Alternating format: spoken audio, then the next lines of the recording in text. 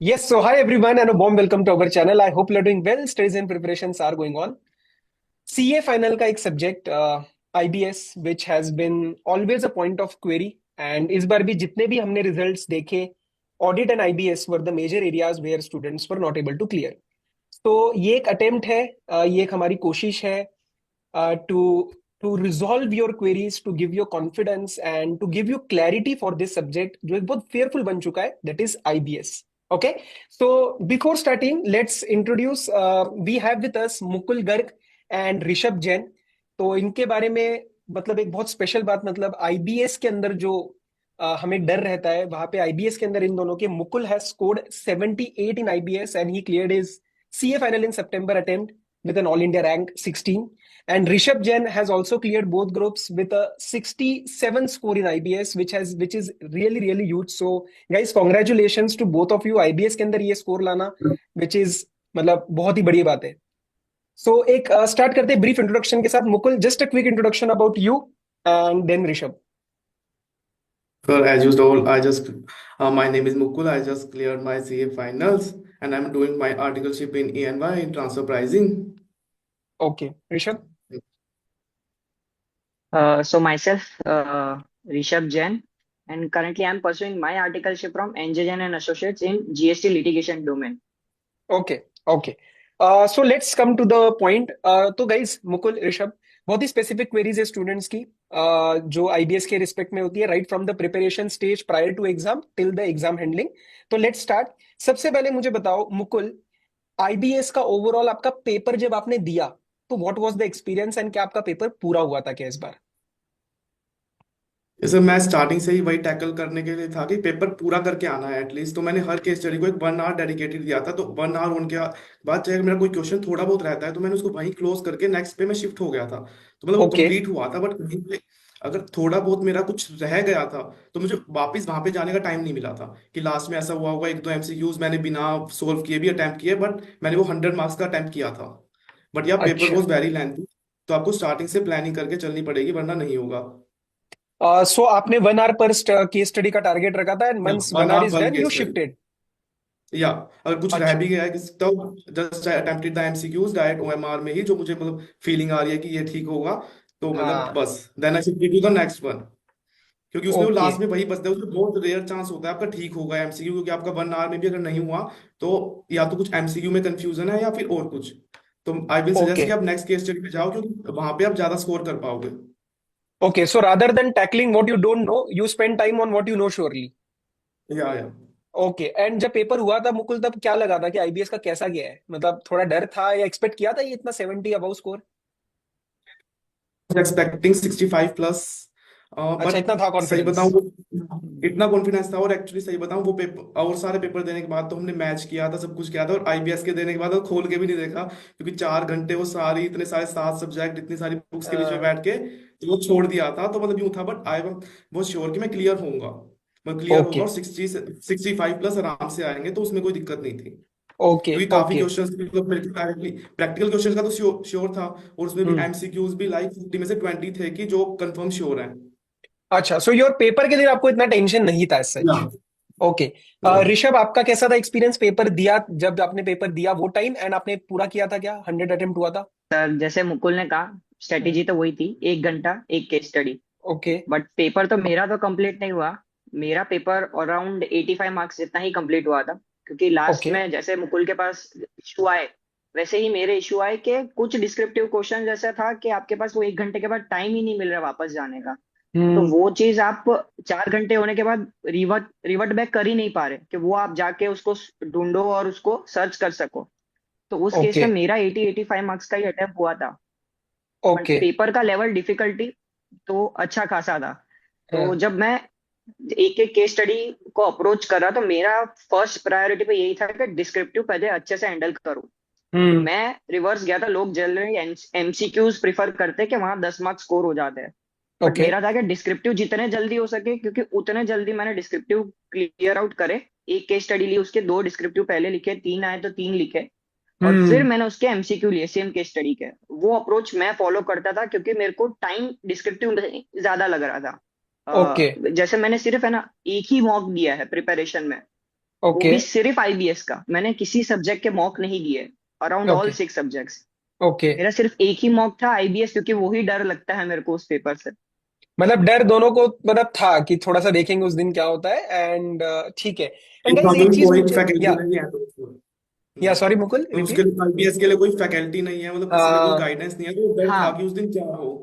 तो मतलब in short डर तो है ही, डर तो सबको लगने ही वाला है, एंड यू हैव टू डर नाउ लिव डर विद दैट। ऐसा नहीं कि मेरे को डर लग रहा है, पूरा जो अटेम्प्ट देने जा रहा है हर बच्चा उसको सब सेम सबको। फीलिंग है। एंड गाइस मुझे एक चीज बताओ, last time we had this interaction with someone where this was a part of strategy कि if you know a question, you don't have to open the book for that. आप उसको confidently attempt करो, just because book है आप उसको open मत करो। Do you think that works, Mukul, पहले? और दैट वर्क्स पर मतलब अगर एक्चुअली आपको इतना अच्छे से कॉन्फिडेंस है कि वहां पे वो क्वेश्चन है, तो रेदर देन यूजिंग, मैं बोलूंगा अपना माइंड भी, आपको पता है वो उस पेज पे रिटर्न है, तो आप just it will take 1 second, खोलो और फटाफट टेपो। ओके अगर सेम ओके। सेम क्वेश्चन मिलता है, हाँ, बल्कि मतलब उसमें अगर आपको थोड़ा बहुत डाउट है कि you don't know the chapter, क्योंकि मेनली डायरेक्ट टेक्स्ट वगैरह में होता है कि कई हम्म चीजें चैप्टर्स मिक्सअप होते हैं सारे, और मेनली हम्म जीएसटी में भी। तो वैसा कुछ डाउट है तो बुक मत खोलो। बट अगर आपको पता है this is on the this page number, book की साइड पे है, क्योंकि इतनी बार हम रिवीजन कर चुके होते हैं, वो क्वेश्चन हम्म। देखते ही आंखों का बुक का पेज आ जाता तो है। सेफ साइड तो अगर देख लो आप वैसा कह है रहे हो। तो हम्म। हाँ, तो मतलब उसमें it will take only 1 second, कि आपको इंडेक्स भी नहीं देखना, बुक का कुछ नहीं देखना, just you need to pick the book और वो खोल के तो सीधा राइट करना है। क्योंकि फिर आपको अच्छा। कॉन्फिडेंस भी आएगा कि हमने सेम टू सेम बुक से हाँ। लिखा है। ओके और आईपीएस ओके। के लिए और मेजर थिंग मैं बोलूंगा कि जो खासकर थ्योरी आना क्वेश्चंस होते हैं उनके लिए डोंट ओवर अटेम्प्ट। क्योंकि बच्चे को एक हम्म। बार एक आंसर मिल जाता है तो वो छोड़ता है कि मैं पूरा पेज ही लिख दूं वहां पे। तो वो नहीं है, हाँ। खासकर ऑडिट में, कोस्ट में। तो डोंट ओवर अटेम्प्ट, जो ऐसा हम नॉर्मल सब्जेक्ट्स में करते हैं उतना है कि भाई मैक्सिमम वन टू, और लाइक 2 साइड्स होने के बाद 5 मार्क ईच होता है, तो उतना मतलब इनफ होगा। ओके, उसी मतलब में जस्ट कंसाइज बिकॉज करना है हमारे पास क्वेश्चन। कंटेंट है, हम उसको परफेक्शन की तरफ नहीं जाना चाहिए हाँ, हमें। नहीं, क्योंकि मतलब हमें 100 मार्क्स अटेम्प्ट करने हैं, आईसीआई वो पेज काउंट करके मार्क्स नहीं देगा, वो पर क्वेश्चन देगा। बराबर बराबर बराबर, got it. Rishabh, anything you want to add about this या स्ट्रेटेजी?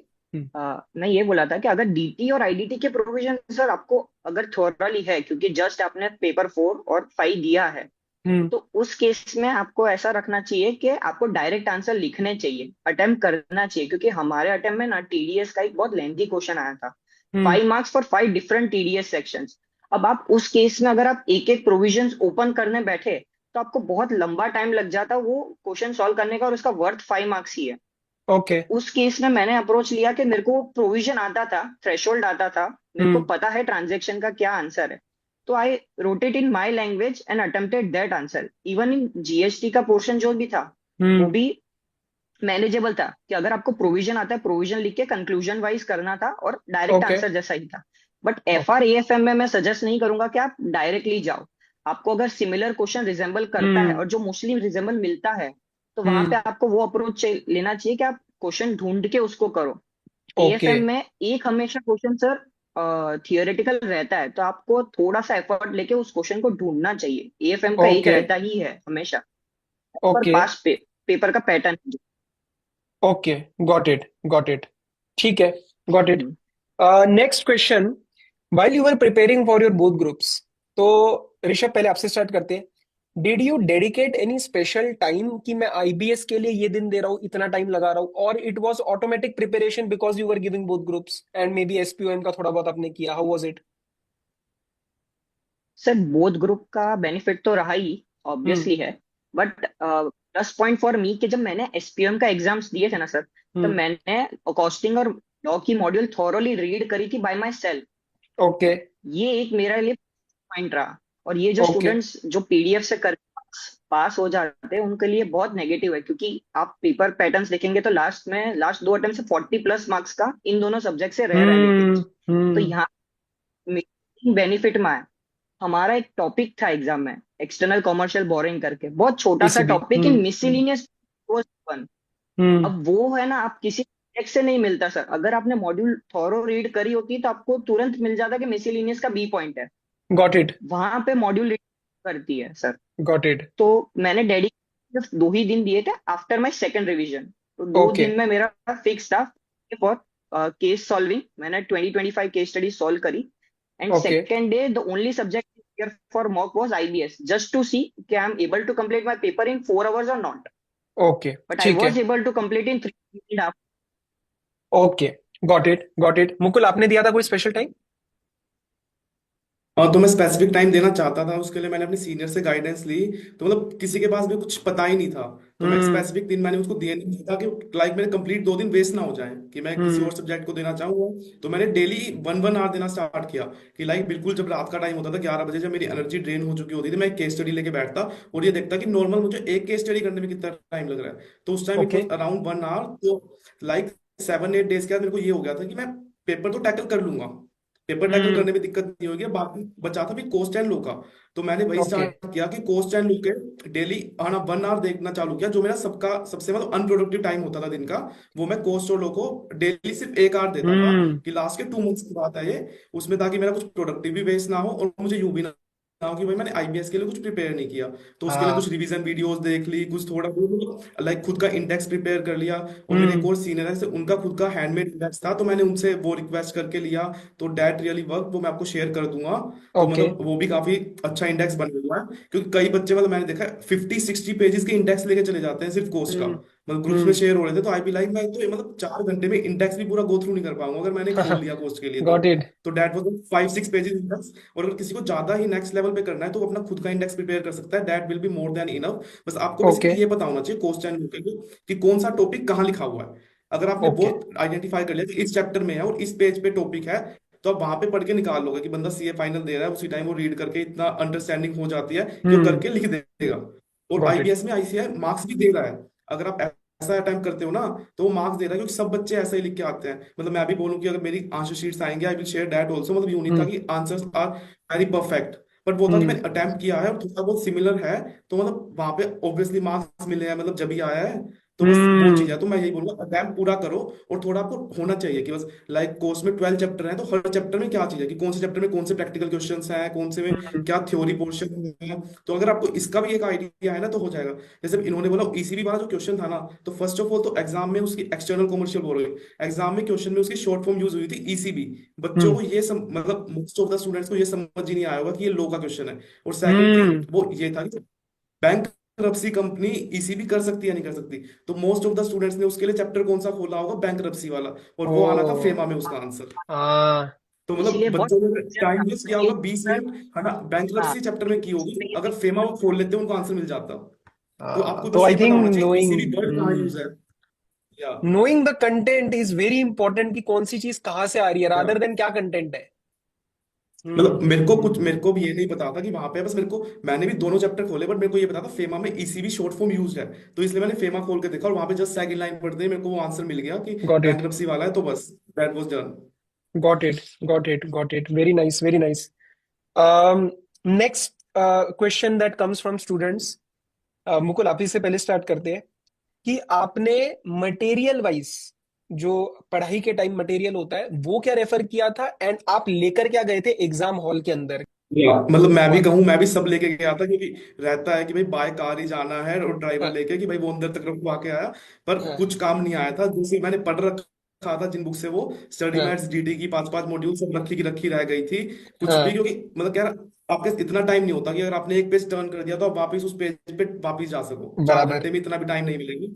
तो हम्म जो मॉड्यूल्स मतलब जिस बुक से आपने पढ़ा है सिर्फ वही कैरी करके लेके जाओ। और सेकंड थिंग, मैं लॉ के लिए मतलब एक बुक बताना चाहूंगा जिसने मुझे रियली हेल्प हम्म किया। मेरे 10 से 15 नंबर मतलब अपग्रेड किए। और डेट वॉज ना, जो अजय अग्रवाल की आती है, लाइक ओके वो 200 पेजेस की है। ओके तो मतलब उनकी मैं क्लासेस वगैरह लेने की भी आपको जरूरत नहीं है, जस्ट वो बुक लो। और उसके ओके 200 पेजेस है, तो एक सीए फाइनल के स्टूडेंट को आई बिलीव 10 दिन नहीं लगेंगे, just give a okay bare reading. Okay मैंने वहीं ठीक है से किया था, और that helps. Help help me upgrading my मतलब almost 10 to 15 marks to load descriptive questions and also MCQ. अगर स्टडी ओके मैट से मतलब मैं भी वो ईसीबी वाला भी नहीं ढूंढ पाता ना, इधर एमसीक्यू। तो दैट बुक ओके मैं बोलूंगा सबको एक बार ऑर्डर कर लेनी चाहिए अपने साथ, चाहे वही कैरी करो, स्टडी मैट भी छोड़ जाओ लोग का। मतलब ओके इतना था, मतलब मेरे साथ अगर मैं बुक नहीं लेके जाता तो मेरा 65 या 60 तक स्कोर रहता। और जो घर पे आपने एज दैट सच वाज कोई सीए अलग से कोई मटेरियल नहीं लिया था मतलब यही वाला जो बेसिक सब्जेक्ट्स का और लॉ का जैसे आपने बताया घर पे जो आपने स्टडी करी थोड़ी हाँ बहुत लो, आईबीएस की। मैंने मतलब घर पे कोस्ट के लिए तो फिर भी थोड़ा टाइम दिया था, क्योंकि लॉ का क्या था, समझ जाता था कि हम्म डायरेक्टर चैप्टर है तो डायरेक्टर चैप्टर पे आप सीधा चले जाओ। कोस्ट के हम्म सारे चैप्टर इतने इंटररिलेटेड, सबके नाम वही, स्ट्रेटजी कोस्ट, मैनेजमेंट कोस्ट, कुछ पता नहीं चलता था, क्योंकि लाइक मैंने बताया, मैंने पहले 5-6 दिन केस स्टडी सोल्व करी डेली एक एक। तो हम्म उसके बाद मेरे को ये पता चल गया था मुझे क्या समझ नहीं आ रहा। मैंने देखा लॉ के क्वेश्चन आराम से टैकल हो रहे हैं, चैप्टर पता चल रहा है कि कुछ फॉरेन एक्सचेंज आ गया तो फेमा में चले जाओ, डायरेक्टर आ गया तो वहां चले जाओ, बट कोस्ट का कुछ समझ नहीं आ रहा। तो मैंने कोस्ट पे मतलब डेली एक एक चैप्टर उठा के स्टार्ट करना चालू किया था।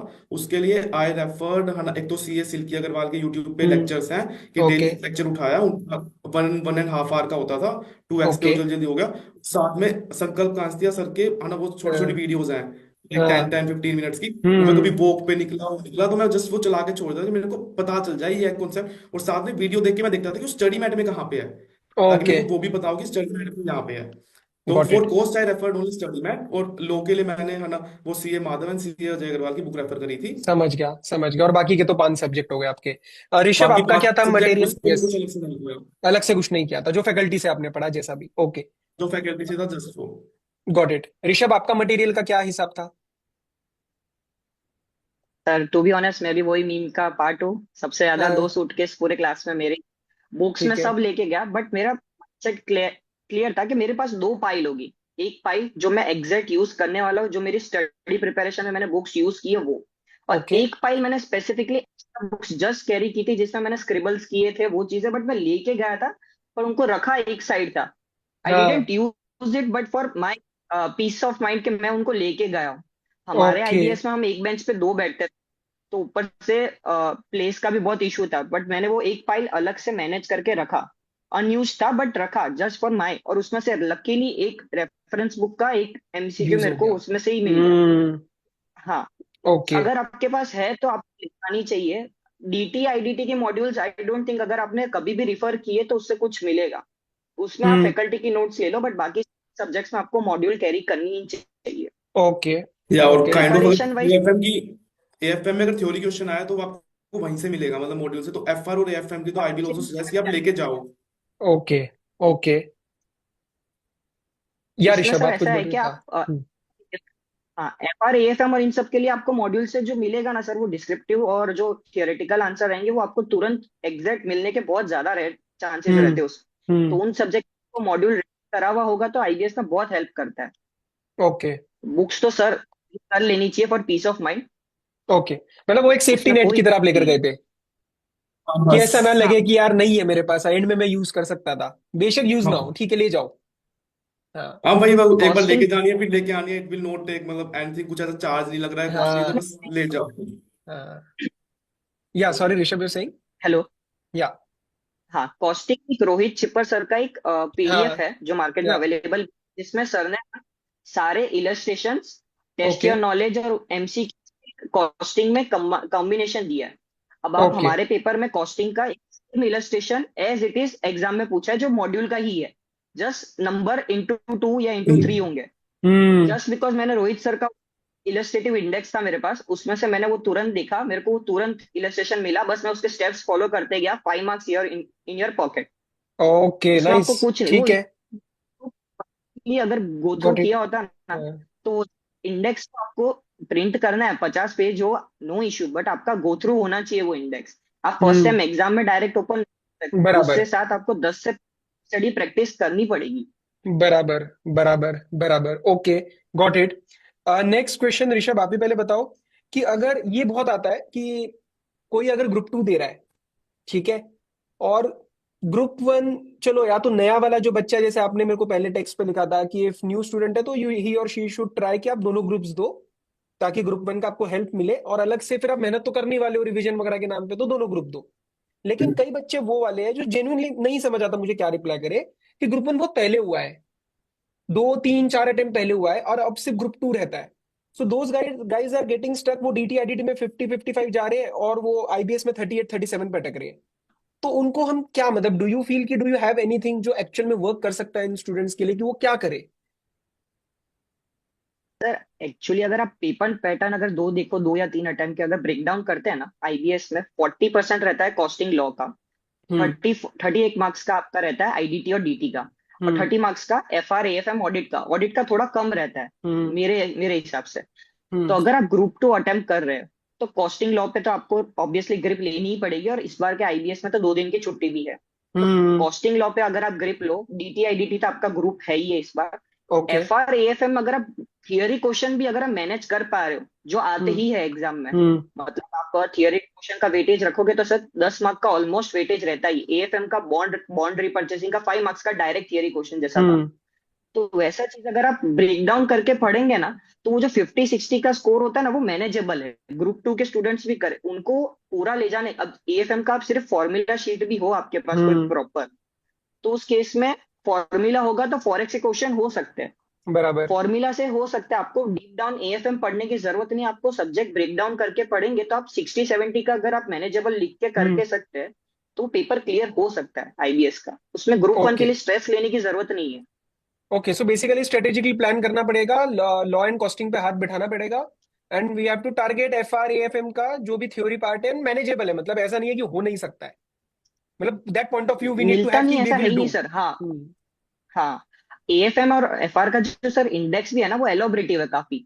आप अगर उसमें हम्म। थियोरेटिकल क्वेश्चन या डिस्क्रिप्टिव क्वेश्चन को ढूंढने का ट्राई करेंगे ना, वो मिल जाता है। एफआर के थियोरेटिकल क्वेश्चंस तो सर इजी मिल जाते हैं, और डिस्क्रिप्टिव भी सेम ही रहते हैं। सिर्फ थोड़ा सा चेंज हो जाता है या एक आध पॉइंट एक्स्ट्रा आ जाता है, बट आप वो मैनेज अटेम्प्ट करेंगे तो 3-4 मार्क्स का आपका रह जाता है, कि 3-4 मार्क्स आप मैनेज से स्कोर कर सकते हो उसमें। Okay. Okay, got it. Mukul, anything you want to add? तो वैसे तो सेम ही थिंग है, मतलब आपको कोस्ट एंड लो पे थोड़ा फोकस करना पड़ेगा। और हम्म। आप ऑडिट का एक बार इंडेक्स कर सकते हो, क्योंकि मतलब अगर आपने आइडेंटिफाई कर लिया कहाँ है तो सेम ही होगा। और वैसे ओके। आईसीआई ने पेपर पैटर्न उसी अकॉर्डिंग डिजाइन किया है कि वो एग्जैक्ट ग्रुप 2 का सब्जेक्ट है, तो ग्रुप 2 कोई सिर्फ कर रहा है तो उसको दिक्कत ना हो कि मेजर हम्म। पोर्शन डीटीआईडीटी का है, फिर कोस्ट एंड लो का है, बाद में लास्ट में एफआर और एएफएम है। और उसमें मैं बोलूंगा कि आपको जितना भी आता है आप उतना लिख के आओ, एफआर एएफएम में जो भी थोड़ा बहुत मिल रहा है, क्योंकि आईसीआई मार्क्स दे रहा है, मतलब और हम्म। सब्जेक्ट्स में चाहे ना दे पर यहाँ पे दे रहा है आईसीआई उन हम्म। चीजों के मार्क्स, तो वो आप छोड़ो मत। और एफआर और एएफएम में मोस्टली मतलब जितना मैंने भी देखा कि सेम क्वेश्चंस आ रहे हैं, ओनली डिजिट चेंज है। कि like for GST also and DT also, उसमें हमें काफी अपना माइंड यूज करना पड़ रहा है, प्रोविजन लगाने पड़ रहे हैं। पर जो हम्म। एफआर और एएफएम का वो same to same ditto question आएगा कि आपको बुक में सेम आपको दिख रहा है, बस वो अमाउंट चेंज है वहां पे। क्वेश्चन बैंक से मिल सकता है। हाँ। तो सेम टू गाइज, सेम आपको इज मिल इट, सकता है, बस अमाउंट चेंज होगा। नहीं पर मुझे एक बात बताओ, आईबीएस में आए ओवरऑल स्टूडेंट्स का क्या, क्योंकि मेरे पास अभी जितने मेजर आए हैं इंटरेक्टेड उसमें आईबीएस में नंबर नहीं है। आपके जानने में overall house the trend, IBS में आ रहे हैं नंबर, या मतलब क्या है आपके हिसाब से, आपके जानने वाले में, स्टूडेंट कम्युनिटी में? आईबीएस में नंबर नहीं आ रहे हैं क्योंकि किसी ने थोड़ा भी टाइम नहीं दिया है उसको। सबको ये है ओके। कि ओपन बुक है, इसके लिए भी पढ़ेंगे क्या, मतलब। पर जिसने थोड़ा भी दिया ना, मैं कह रहा डोंट कॉम्प्लिकेट द सब्जेक्ट। कि हम्म। भाई पूरा तुम एक महीना दे रहे हो सब, कि आईसीआई की अगर साइट पे अब जाएं तो 200 प्लस केस स्टडी है, कि भाई हम्म। डेली सारी केस स्टडी सोल्व कर रहे हैं, उतना नहीं है। बस तुम्हें एक बेसिक आइडिया होना चाहिए, क्योंकि केस स्टडी रिपीट नहीं होगी। तो हम्म। मॉड्यूल मतलब तुम्हें जस्ट 5-10 भी कर ली ना, that will be enough. 5-10 hmm. Case study करी, बाकी 5 सब्जेक्ट तुमने किए हैं फॉर बोथ ग्रुप स्टूडेंट्स, तो that will be enough. But lower course को बिल्कुल अनटच्ड मत जाओ। तुम्हें ओके। हार्डली मतलब कि अगर डेली डेली टाइम दोगे लो, तो मतलब काइंड ऑफ 10 आवर भी तुमने दे दिया ना। जस्ट मैंने हाँ। बोला 200 रुपीज की बुक है, उसकी अगर आपने बेयर रीडिंग ले ली, तो hmm. That will be enough and with course. But अगर आप ऐसे ही चले जाओगे खाली उठ के, तो मतलब करे प्रॉब्लम क्या, बन मतलब सकता है। जैसे हम्म। अब तो सीए में बोलने लग गए हैं कि जैसे ग्रुप 1 में एक ऑडिट और ग्रुप 2 में आईबीएस, ये दो ही फेल आईबीएस हो जाने रहा वाले है। सब्जेक्ट्स है जितना हम्म। मार्केट में ट्रेंड है। हम्म। हम्म। हम्म। हम्म। तो इसको थोड़ा सीरियसली लो, बस सब्जेक्ट को कॉम्प्लिकेट मत करो। ना ज्यादा स्ट्रेस लो, जितना टाइम तुम स्ट्रेस लेने में सोचने में लगा रहे हो उतना टाइम मतलब चाहे एक लो का उठा के बस पढ़ना स्टार्ट करो। मतलब आपके ओके। बुक है, यूं मत सोचो पूरी है, कुछ रटना नहीं है, बस पता होना चाहिए हम्म। कि यहाँ पे ये लिखा हुआ है। ओके। बस ओके, सब्जेक्ट का थोड़ी सी दोस्ती करनी चालू करो, that's the only got thing. It. Got it, got it, got it. I think ये चार पांच चीजें थी जो मेरे पास मेजरली आई थी, सबसे ज्यादा यही वाला क्वेरी था। So what I have done is, मैंने आपके जो जो आपने बातें बोली, I have taken some, pointed out some key takeaways. और एक last before ending the session, Rishabh पहले, any special advice that you feel कि यार ये मैंने शायद किया, या ये शायद जो मैं बताना चाहता हूँ कि जो लोग इसके बारे में नहीं बात कर रहे ज्यादा, and which can change the perspective towards IBS. जैसे आप कुछ एक शीट का बता रहे थे ऋषभ, एक आपने शीट बताई थी। हाँ सर, मैंने एक शीट जो शेयर करी है वो एक्चुअली हाँ। मैंने भी कहीं यूट्यूब से ही सीखी है। Okay. I shared with all of my friends. All of them are passed in IBS with good score. Some have got even EIR and even thanked me later for that sheet. मुझे आप sheet ये बड़ी send simple है आपने जो sir, करा है, एक। मैं आपने जो मुझे शीट शेयर हाँ, करी है वही है, right? So this is just for everyone's हाँ सर, रेफरेंस दैट वही आई है। Will be sending at on my Telegram channel. ठीक है, अप्रॉक्स 7-8 नवंबर के हाँ आसपास मैं उसको सेंड करूंगा। या Rishabh, please tell me that sheet के बारे में। सर, वो एक सिंपल शीट है। आपको एक प्लेन पेपर लेके उस पेज को दो में डिवाइड करना है। एक हम्म। में आपको एमसीक्यू, एक में डिस्क्रिप्टिव लेके, और हम्म। पूरे पेपर सेक्शन को 5 केस स्टडीज में आपको डिवाइड करके ईच केस स्टडीज में 5 लाइंस, सब सब लाइंस ड्रॉ कर देनी है। ओके। क्योंकि एक क्वेश्चन में मैक्सिमम 5 एमसीक्यूज या 3 डिस्क्रिप्टिव्स होंगे, तो उस हम्म। हिसाब से आपको ऐसे इंडिविजुअली बना देना है। 15 मिनट्स का रीडिंग टाइम सर मैंने जब लिया था, तो मैंने वो पूरी शीट भरी, जिसमें एमसीक्यूज मैंने लिखे कौन से चैप्टर से आ रहे हैं, कहाँ से आ रहे हैं, लॉ के हैं, ऑडिट के हैं। अगर मेरे को चैप्टर्स का इन डिटेल पता है तो मैं ब्रैकेट में चैप्टर्स भी लिखता था। But okay. अगर नहीं पता चल रहा, सिर्फ लिख दो सब्जेक्ट कौन सा है। ओके। सेम डिस्क्रिप्टिव में फॉलो किया। डिस्क्रिप्टिव के कॉलम्स मैंने भर दिए। मेरा 15 मिनट्स का रीडिंग टाइम में 10 मिनट में मैंने चारों केस स्टडी का एक भी केस स्टडी नहीं पढ़ा, सिर्फ मैंने वो पढ़ के 10 मिनट में मैंने ले लिया। अब मैंने डिस्क्रिप्टिव में मार्क्स का वेटेज भी दिया था। हम्म। व्हाट आई यूज, मैंने सिलेक्शन किया कि मुझे कौन सा नहीं आ रहा। जहां मेरे 7 या 5 मार्क का क्वेश्चन है या 10 मार्क का क्वेश्चन डिस्क्रिप्टिव मेरे को नहीं आ रहा, वो मैंने केस हम्म। स्टडी को कैंसिल कर दिया। फिर ओके। मैंने बाकी के 4 अटेम्प्ट किए, क्योंकि वहां पे मेरे को स्कोरिंग लग रहा था। बस वो 15 मिनट के रीडिंग टाइम में सर कैसा है, आप पेज बार बार नहीं पलट सकते, क्योंकि 30-40 पेजेस है। अगर ये हम्म। मेरी सिंगल शीट में मैंने कैसे किया, पूरा पेपर का ओवरव्यू है। अब मेरे पास ये ओके। शीट रहती तो मैं एग्जाम में टिक भी कर सकता था कि मैंने कौन सा अटेम्प्ट कर लिया है।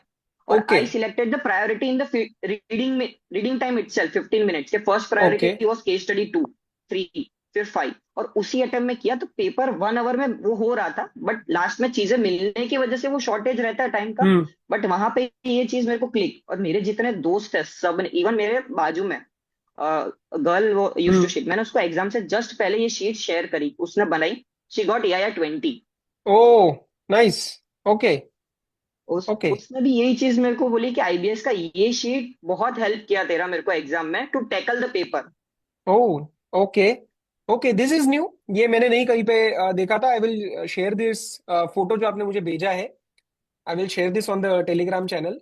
Thank you for sharing this Rishabh. Mukul, anything आप ऐसे, अगर कोई आपके सामने आपका जूनियर, आपका छोटा भाई आ रहा है कि भैया मैं कैसे करूँ आईबीएस का, क्या कुछ बता पाओगे, तो व्हाट विल यू एक शेयर? तो जैसे शीट वाला भी, ये मैंने भी देखा था। ये किसका, जैसे नवंबर अटेम्प्ट का जो एआईआर वन था, हिरम ओके। महेश्वरी, अच्छा। उन्होंने, मैंने मतलब काफी सर्च हाँ, करी सारी शायद वीडियोस, तो मैंने भी तो कहीं से उन्होंने, यूट्यूब से ही सीखा है। या तो हाँ। उनकी ही थी। तो हम्म। ये स्ट्रेटजी मैंने भी फॉलो करी थी सेम, है ना। ओके। कि उन्होंने जैसे, उन्होंने तो अपनी वीडियो में बताया था कि उन्होंने काफी केस स्टडी लाइक 50 सोल्व करी थी। तो उसके बाद वो इस पे आए थे। तो एक तो ये तो है ही, और थोड़ा थोड़ा मतलब मैं बोलूंगा कि डेली का 1 आवर दो, मतलब डेडिकेटली 2-3 दिन देने से अच्छा भी, क्योंकि जो आप दिन का अनप्रोडक्टिव टाइम दोगे वो आपको लगेगा भी नहीं कि हमने उसको दिया। ये बहुत क्योंकि दो इंपॉर्टेंट है। दिन लाइक, हम्म। क्या जो कि अब मान लो उसका जैन अटेम्प्ट है, कि मान लो कोई बच्चा अभी, है ना, बाय चांस पास नहीं हो पाया अनफॉर्चुनेटली, तो उनके पास अब टाइम की बहुत कमी है। अगर वो 2-3 दिन आईपीएस को देते हैं तो वो एक मेजर चंक चला जाएगा आपका। तो आप हम्म। शाम का जो आपका अनप्रोडक्टिव टाइम, जो बिल्कुल कि जिस टाइम आप बिल्कुल थक चुके हैं, वो वाला आईपीएस को देना चालू हम्म। करो, कि आपको वो लगेगा भी नहीं कि हमने उसको कुछ दिया, और वो काफी पूरा कवर अप भी हो जाएगा। तो रेदर देन ओके। 2-3 दिन पूरा देने की गॉट इट। बजाय, तो मैं ये गॉट इट। बोलना चाहूंगा। Thank you both of you. I will just quickly for everyone, मैंने जो 7-8 बातें इसमें से इंपॉर्टेंट निकाली, I will quickly review in 1 minute. तो पॉइंट नंबर 1 वाज कि आपको अप्रॉक्स टाइम लेके चलना पड़ेगा when you are attempting the paper, that I have to give 1 hour per case study. फिर एंड में यू हैव टू शिफ्ट, ठीक है। Strategy is to apply time जो आपको सही से पता है, रादर देन फाइंडिंग सॉल्यूशंस जो आपको ढंग से नहीं आ रहा है, right. So spending time more on what you know. Second, FR AFM में आपको बुक वगैरह देखना है। थर्ड, एसपीओएम, अगर कोई बच्चा अर्ली देख रहा है तो एसपीओएम प्लीज सीरियसली लेना, don't go for the shortcuts because this will backfire in your IBS exam. Next, preparation point of view से जो 1-2 पॉइंट्स आ रहे थे कि मॉक्स जो है केस बुकलेट का, वो आपको सारा कुछ करने की जरूरत नहीं है, this is just for a pattern understanding.